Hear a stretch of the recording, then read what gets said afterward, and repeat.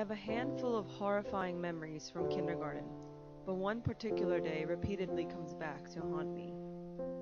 On that day, my classmates and I sat in a circle and passed a children's book around, reading one sentence at a time, while our teacher monitored our progress by giving us a nod of approval, which signaled us to pass the book on to the next person.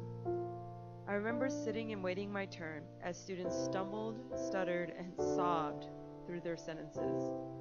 But I wasn't afraid. As a girl who loved everything to do with school, I was eager for it to be my turn. So when the book got to me, I happily read what I saw. But the words that came out of my mouth did not receive that nod of approval I was expecting. Ashanka, can you read it again? My teacher requested. But why? I read it already, I said.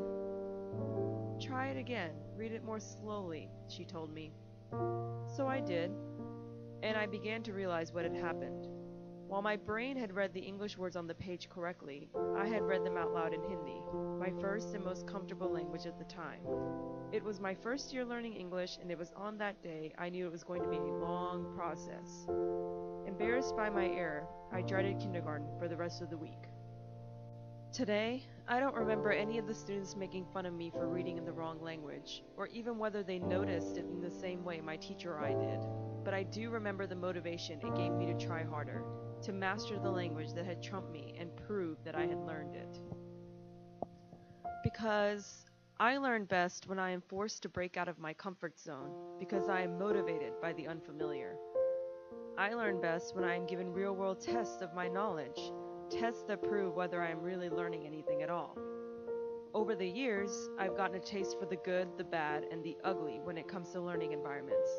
I've had teachers who went above and beyond, who became my mentors, a person I could go to for guidance, teachers who taught me life lessons that I could never get out of a book.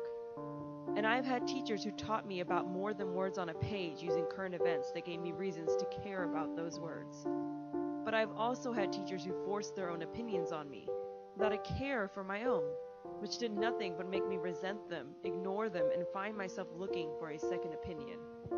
Because I learn best when I am given a chance to voice my opinions, even if someone disagrees with me. I learn best when information is presented to me in multiple ways, but also when I can apply it in more than one space, when I'm given a chance to experience and use the things I study in ways that go outside the box of my classroom. But most of all, I learn when I have questions about the things presented to me, because I am not satisfied by merely reading, memorizing, or listening to facts and opinions. I learn from my own inquiries, after looking at multiple perspectives, formulating well-thought-out opinions, and really learning something. Because I learn in these ways, I understand every person learns differently, and that a good teacher understands and respects these differences and knows each student brings a unique perspective to the classroom. And that's the kind of teacher I want to be.